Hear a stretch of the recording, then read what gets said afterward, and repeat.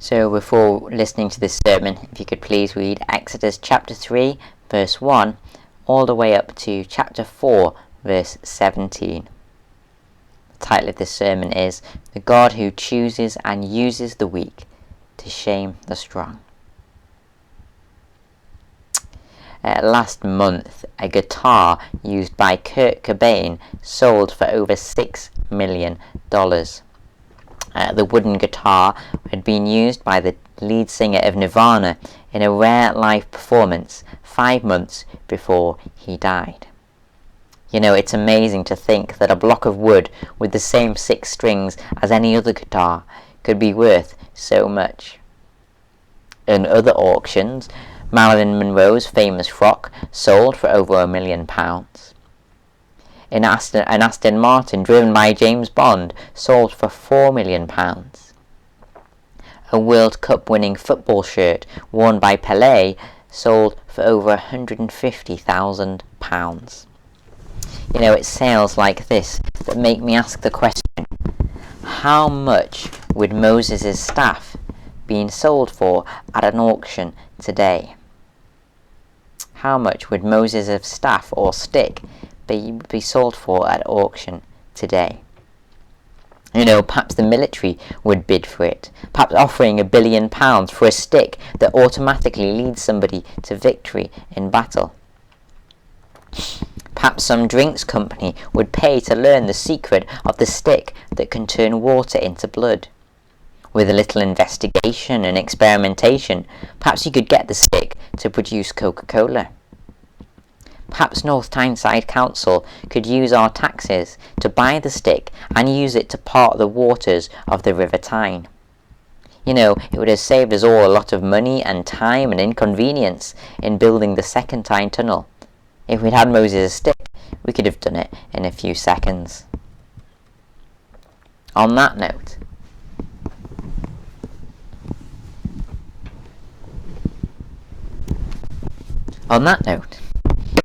who will give me 1,000, 1,000,000, £1 billion for this stick? Who will offer me a 9-figure number for this walking stick owned by me? Now, sadly, though I own a stick of the same shape and wooden material as Moses, I don't think anyone is going to offer me more than a tenner for this piece of wood. All it is a piece of wood with a slight bend in the top. Now in chapter 4 of Exodus, Moses' staff or stick takes center stage. But after being given the mission of setting the Israelites free, Moses complains to God, "What if they, the Israelites, do not believe me or listen to me and say, 'The Lord did not appear to you'?" It is this moment that God says to Moses, "What is in your hand?" Moses focuses on his own weakness, and so God points Moses to a stick made of no special material that God will go on to use for great things. Moses' staff will turn water into blood, it will part the Red Sea, it will bring the Israelites victory in battle. Why? Well, not because the stick is anything special, but because even weak things can be used for great things when God is involved. You know, if you give me a wooden guitar, it will sound like a car crash. But in Kurt Cobain's hands, such a guitar can produce #1 songs. If any of us wore Pelé's World Cup winning football shirt, we'd still be as pathetic at football as we were before. And yet Pelé makes goal scoring look easy when wearing the same shirt. You know, ordinary things can be used for great things when it's in the hands of someone great. And God's point to Moses and to us is the same. Moses said to God, "Who am I that I should go to Pharaoh and bring the Israelites out of Egypt?" And God said, "I will be with you." Chapter 4 verse 10, Moses said to the Lord, "Pardon your servant. Lord, I have never been eloquent, neither in the past nor since you have spoken to your servant. I am slow of speech and tongue."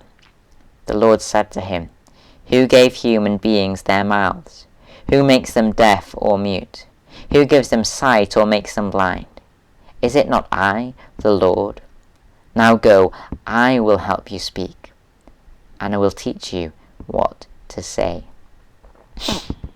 If you or I were to give somebody a job and that person responded, I don't think I can do it, what would we do? We'd probably begin by telling them that they can do it. We'd say, you can do it, I believe in you, all you need to do is believe in yourself.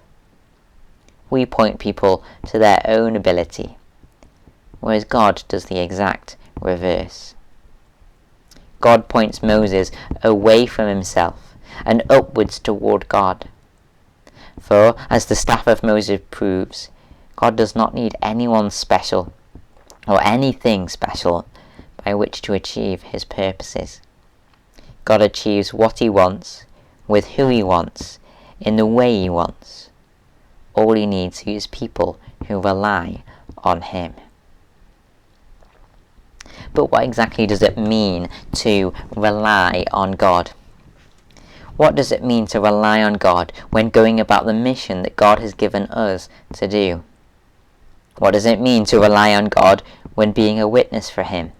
When contributing to the life of a local church? What does it mean to rely on God when being salt and light as you go about a mundane job or go about your daily routine? Often we talk about relying on God a lot as Christians. It all sounds very spiritual, but what does it actually practically mean? Well, I believe these chapters in Exodus teach us 4 things. Firstly, to accept every part of the story. Secondly, to trust the author of the story. Thirdly, be willing to be a part of the story. And 4, believe in the end of the story will come about. So firstly, accept every part of the story. Now let's be honest, we all cut out bits of the Bible story. We might skip over the list of names, or we might jump the bits which sound like an instruction manual for an IKEA chair. And if Moses, the author of Exodus, was to cut out one part of his story, I imagine he would probably cut out most of chapter 2. In chapter 2, Moses tries but fails to rescue a single Israelite in his own strength. In chapter 2, Moses spends an unglamorous number of years looking after sheep as part of his mundane daily routine. And yet, it's during these days that God prepares Moses perfectly for his future role. Moses needed to fail in order to learn more about God's grace and the source of real strength in the face of opposition. Moses needed to develop the character of a shepherd in order to shepherd God's people in the wilderness in the years to come. Moses would have probably chosen to skip these scenes in his life. He'd probably have preferred to begin God's work without a university degree in failure or grace and patience. In much the same way, we don't enjoy having our character developed by testing circumstances or by difficult people. We don't like falling flat on our face in order to learn that we need training or advice. We'd prefer to be part of the more glamorous and heroic Christian works that look like they are very important. We'd much rather jump ahead and be part of some great work rather than walking down a mundane path to get there. And yet, if we're to serve God, we need to learn to accept every part of God's story. If God gives us a mundane role now, well, we need to roll up our sleeves and do it. If we have to have our character developed first, then we need to respond to every daily trial in a godly way. If pointed to our own area of weakness, we need to be willing to ask for advice and help and access any resource that might help us to improve. For example, if you're no good at listening, learn. If you don't know how to answer questions about your faith that people ask you, read a book that might help. Relying on God is not so much about throwing yourself into the mission field without any preparation, and then, when you fall flat on your face, praying that God would miraculously send you down help from the sky. Now this might sound spiritual, but it's not. Relying on God is more about throwing yourself fully into every mundane and average situation you face, and then seeking every opportunity to develop so that you can may better serve those who God puts in your path. Secondly, we need to trust the author of the story. Now, when you read the story of Moses, you get the feeling that God knows what he's doing. You get the feeling that he, the author of the story, knows what he is doing and how he's going to achieve it, and who he's going to use to achieve those goals. If God did not know what he was doing, Exodus 3 and 4 might read like this. One day, God was minding his own business and practicing his burning bush party trick. Suddenly, God saw the first human he'd seen for years, and so God said, random person, would you like to have a go at saving some Israelite slaves? This random person said he'd give it a go, and so God asked, what is your name? The man replied, my name is Moses. What a coincidence, God said. Moses means to draw out of water. That's exactly how I plan to save the Israelites. What a coincidence. Come closer so we can talk. Hang on a second. Are you wearing sandals? Oh, get them off. I didn't see that one coming. I suppose I should have searched your background first. You never know. You could be a murderer for all I know. However, I'm secretly hoping you're a good speaker with a few miracles up your sleeves. I've got the burning bush party trick off to a T, but I'm really struggling to do something that would impact that hard-hearted man named Pharaoh. You any good at turning water to blood? Don't worry if not. At least we can say we've tried to save the Israelites, even if we fail. Now, Moses' story does not read like this. Instead, as we read from chapter 2 to chapter 6, we get the feeling that God, the author of the story, knows what he is doing. God, without ever being introduced to Moses before, calls to Moses and says, Moses, Moses. God knows the exact person he is after. And yet later on, Moses says, I think you meant Aaron. He's the man you really need for the job. He's a way better speaker than me. Have you ever done that? When God says to his people, you are my witnesses, do you reply, do you not mean Tim Keller and Charles Spurgeon? When God says, I provided every church with the people and gifts it needs to grow, do you reply, great, we'll wait for these other people to arrive at our church? No. Yeah. God tells Moses to take off his sandals, which was a symbolic way of acknowledging that Moses' unholy journey to this moment involving murder. This history would otherwise have prevented Moses from approaching God, and yet God is still willing and able to use Moses despite his past failures. And when God asks Moses to show him his CV, God doesn't put his head in his hands when Moses reveals that his only impressive talent is holding a stick. God delights in using weak people with unimpressive talents to do great things. There are numerous examples in the Bible and in history to prove it. And yet, how prone are we to believing that the opposite is true? Thinking that our average ability has no place in God's plan. Thinking that past failures means future failure is inevitable. We just don't have what it takes. Now, don't try and spiritualize this and call it humility. All of this is actually just pride. You know, God says, behold, this is my story, and this is what I'm going to achieve, and this is who I'm going to achieve it with. And yet we reply to God, behold, here is my CV of weaknesses, Behold, here are 100 reasons why, God, you are wrong. Moses says he doesn't have a gifted tongue, but then Moses goes on to use that same tongue to correct God. We need to learn to stop being so proud in our questioning God's wisdom. When God says, you will be my witnesses, God means you. When God says, I will use each and every member to build my church, God knows exactly why he's placed you in the church that you are involved. Even if you don't, and even if you spend forever wondering, why am I? What was my role in it all? We need to accept every part of the story. We need to trust the author of the story. And thirdly, we need to be willing to be a part of the story. In chapter 3, verse 10, God says, So now, go, I am sending you to Pharaoh to bring my people, the Israelites, out of Egypt. Chapter 4 is mostly dedicated to Moses coming up with excuses why he cannot go.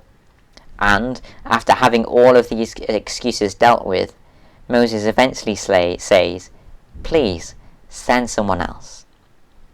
Verse 12 and 13, God says, Now go, I will help you speak, and will teach you what to say. But Moses said, Pardon your servant, Lord, please send someone else.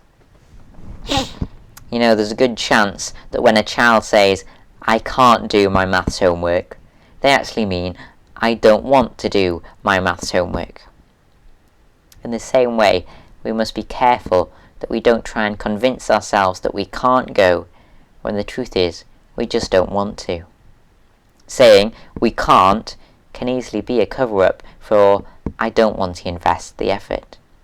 Saying I've tried and failed can be a cover-up for I don't want to learn. Saying it didn't work the first time can be a cover-up for I'm only interested in instant results. Saying I've nothing special to offer can be a cover-up for I'd like a more glamorous job. Now don't get me wrong, many times there may be sincere and honest reasons for saying these types of things. That is certainly true in many cases. But let's not forget, there is effort in going to be God's witnesses.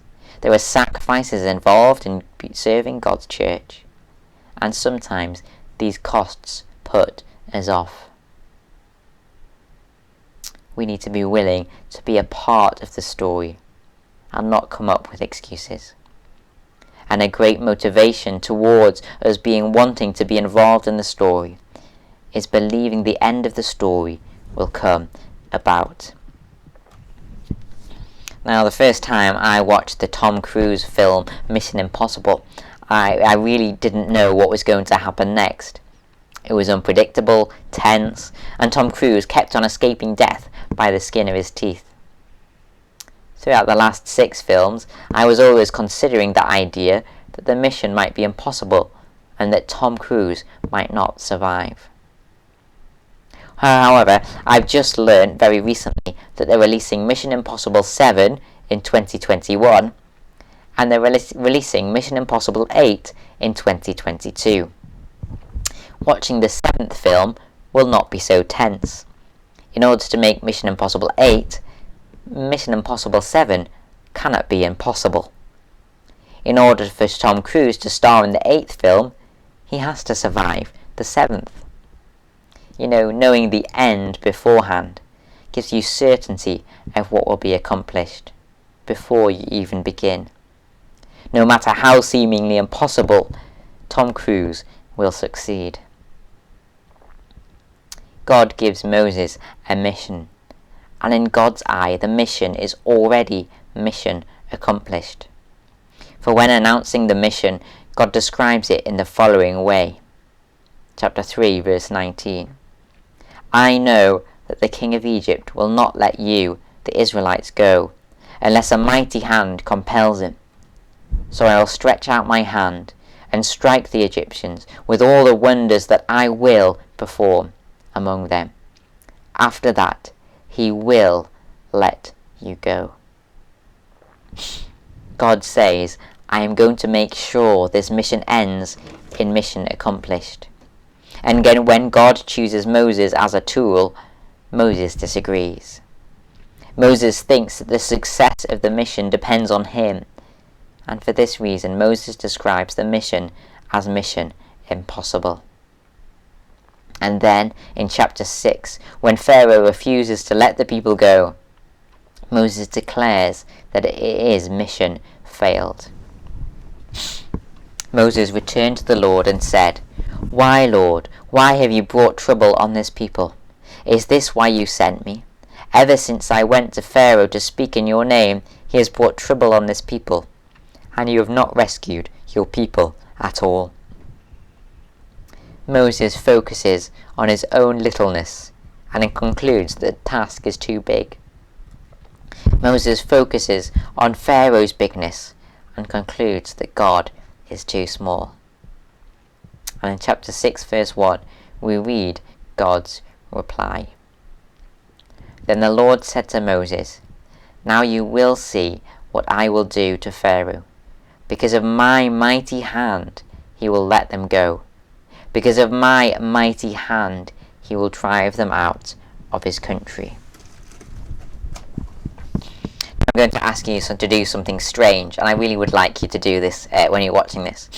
I'd like you to play me in a game of rock, paper, scissors. On the count of 3, either make with your hand the shape of a rock, the shape of scissors, or the shape of paper. We're going to have 3 rounds. So, 1, 2, 3. So if you've got paper, you beat me. If you've got scissors, well, my rock smashes your scissors. And if you've got rock, then we draw. Get the idea. 2 more rounds. 1, 2, 3. Third round. 1, 2, 3. You can phone me up and tell me if you won or lost against me in that game of rock, paper, scissors. Now, the outcome of that game was uncertain. Neither of us knew who was going to win. Even if we were playing a game of rock, paper, scissors with the wrestler Dwayne Johnson or the boxer Anthony Joshua, we'd still have a 50-50 chance of success. However, in an arm wrestling match between us and the wrestler Dwayne Johnson, would it be as predictable? Would we stand a 50-50 chance of winning if Anthony Joshua was our opponent in an arm wrestling match? No. Why? Because their hands, their arms and their six-packs are 10 times bigger than ours. Then the Lord said to Moses, "Now you will see what I will do to Pharaoh. Because of my mighty hand, he will let them go. Because of my mighty hand, he will drive them out of his country." God points us and Moses to his mighty hand and his divine power. And in an arm wrestling match with any opposition, God always wins. God broke the hard heart of Pharaoh. God can break the hard hearts of unbelievers, no matter what the resistance. As the opposition increased, God's plagues increased in greatness too. And no matter how great the opposition, God has still continued to build his church, no matter what. No matter what, no matter where, no matter how great the opposition, no matter how weak or unprepared God's people feel, God has continued to build his church wherever his people have been willing to build it. Just take a few minutes to read about North Korea, and you'll discover that that is very true. Like in Exodus, God has promised us the end before we even begin. God has promised that one day God's people will consist of people from every people, tribe, tongue, and nation, including the dialect that they use in your local area. God has promised that one day God's people will be fully sanctified and fully unified. God has promised that one day God's church will be fully built. For this reason, we need to accept our part in the story, no matter how minimal our role or how mundane it might be, or no matter how much or how little we know about what our purpose is in God's plan. We need to accept our part in the story and trust the author of the story. We need to believe that God knows what he is doing, even when he asks our involvement. We need to be willing to be a part of the story. We need to cut back on our excuses and step into action more often. We need to believe the end of the story will come about. God will achieve what he wants, how he wants, using who he wants, in the time that he wants to achieve it.